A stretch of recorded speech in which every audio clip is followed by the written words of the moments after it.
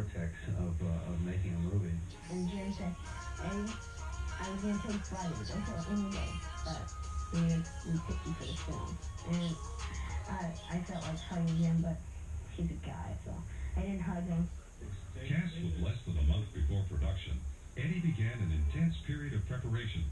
In addition to his regular education, he received physical training, acting lessons, and motorcycle classes. Funny thing is that I'm sure it's nothing like anything he ever expected, and it's a total left turn in his life. But on the other hand, children have this remarkable capacity to just deal with things, whatever life throws them. They don't know how the world is supposed to be yet, so they just think that's okay. You know, it can be like this if it wants to be. One of the many tasks Stan Winston and crew undertook was enhancing the original Terminator makeup design. Originally, there were a number of stages designed or considered as Arnold stages in makeups for this particular production. An actor must know going into a situation like this that there is physical stress with this process. Fortunately, Arnold Schwarzenegger is a pro. 3 more hours of this. I don't know how much longer I can take this. He attacks it as a pro. He doesn't complain. All right. But I need my foot massages, my oatmeal, my Austrian Christmas music. I need it all. Go ahead. Do it. This pre-made up piece here is going to be glued to Arnold's face with the help of Arnold holding it. Hold on a second.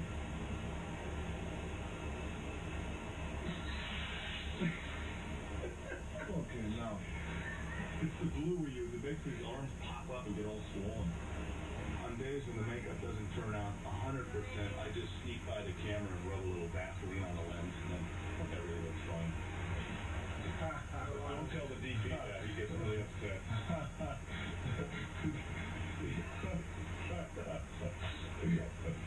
This is so funny. During the production, makeup artists Jeff Don and Steve Laporte and hairdresser Peter Topball would transform Arnold into the flesh-covered Terminator an estimated 35 times, totaling 6 consecutive days in the makeup chair for Arnold. Not too much, because if you put too much blood on it, it doesn't. You can't see the work that's been done. You can't see the metal and the flesh that's gone. It just looks like a big bloody mess, like you slapped some hamburger on it. That's a good example, Jeff. Hamburger? I'm proud of it. Well, I'm hungry right now. People accept this possibility that there can be a blend between a human component and a machine component. And I think it's just an aspect of our lives right now that we're so surrounded by machines all the time. And the fact that we can accept that, to me, is the most amazing thing of all. What it is I'm too handsome. No camera can take all these good looks. So what they do in every movie basically is they put appliances on and terrible makeup on and tone my looks down a little bit. So I match up to the rest. А він тобі білета прислав, коли вони прийдуть точно? Га? Ну, 2 часа зустрічають. Я не розумію, це головами. Я вже поберката на... Білета він тобі прислав? Ні. Ні? Ні. А що він сказав тобі? Що у 2 часа приїде. Дня. Да. 8 числа. Да. Ага. Щоб знати, коли ж виїжджати.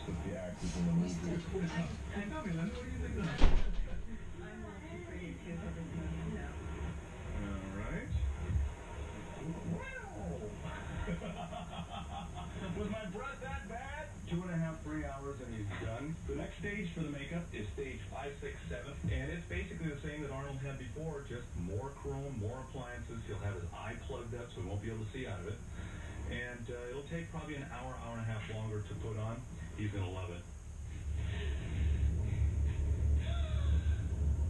As one might imagine, Sarah has trouble accepting the Terminator as an ally.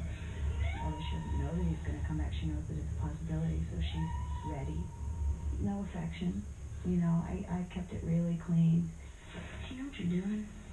I've detailed files on a human anatomy. I bet. Makes you a more efficient killer, right? Correct. Terminator in this film adopts certain human characteristics. You gotta listen to the way people talk. If someone comes up to you with an attitude, you say, hasta la vista, baby. Hasta hasta la vista, baby. That character slowly develops by the very fact of hanging around a human being. Jesus, you're gonna kill that guy. Of course, I'm a Terminator. Listen to me very carefully, okay? You're not a Terminator anymore, alright? And all that registers, and I start dealing with all those kind of emotions. The Terminator sent to kill young John is unlike any killing machine ever imagined. I call him a mimetic polyalloy, meaning that he's made of a substance that can imitate anything. Playing the T-1000 is Robert Patrick.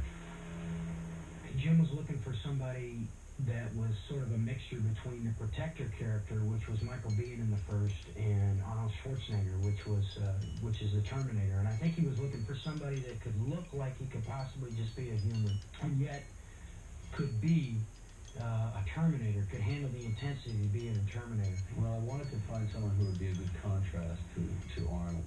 If the 800 series was a kind of human Panzer tank, then the 1000 series had to be a Porsche, an advanced prototype Terminator who was more fearsome than the old model. The thing I like about Robert was he kind of looks like a cat in a way. It's almost like it's about senses with him. You know, you feel that he's very in touch with the world and analyzing it and observing it. My character wants to completely take out John Connor. That's his mission. A relentless, tenacious killing machine, and he won't stop. Though their missions are exact opposites, both Terminators stem from the same creator, the unseen supercomputer called Skynet. So it's like this is the first time you had to deal with evil. The Terminators don't fight Terminators. It never happened before. We stem from the same technology, so we've got to have some light programming here. Are you the legal guardian of Johnny Connor? That's right, officer. What's he done now? So we're both killing machines, we're just different types. There was a guy here this morning looking for him, too. Yeah, big guy on a bike. But I got something to do with this.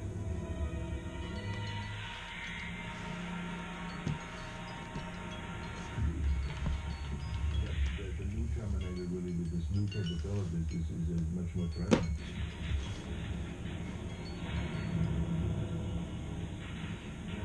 I'm basically death. You know, they're running from death. Both Terminators are programmed to complete their missions at all costs and without question.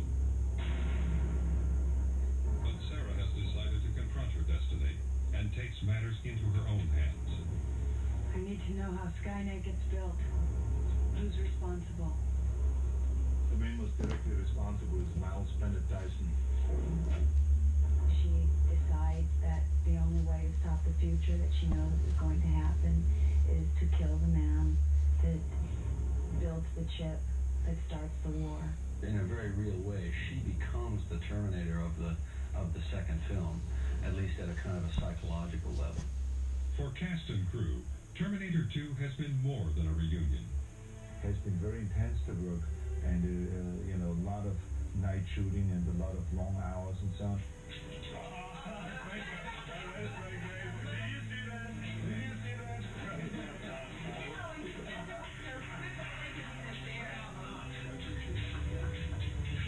And I'm very honored and happy that I'm able to do the second one.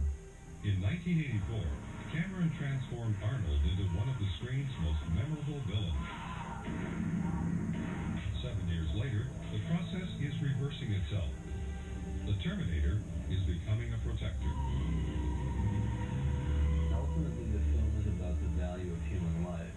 No matter how inconsequential you may seem to others or even to yourself, your individual existence may have great value in the future.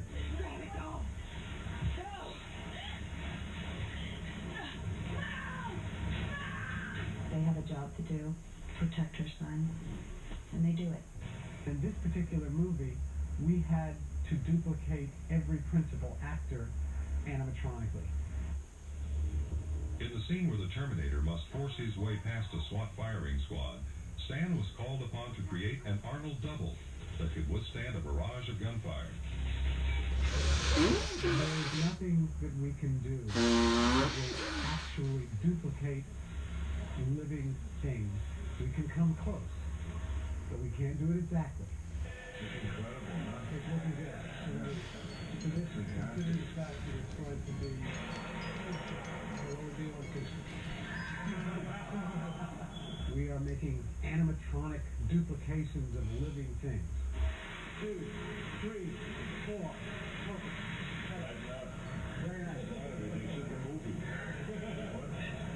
Okay, you don't get paid, so what? I make it for you, okay? Relax.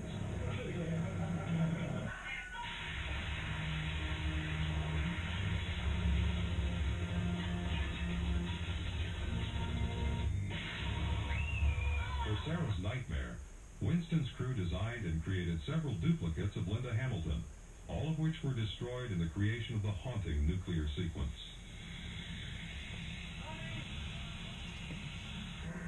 Destroying Los Angeles was a task given to Forward Productions, under the direction of Bob Skotak. Vast miniature cityscapes were built in tremendous detail for the sole purpose of their destruction.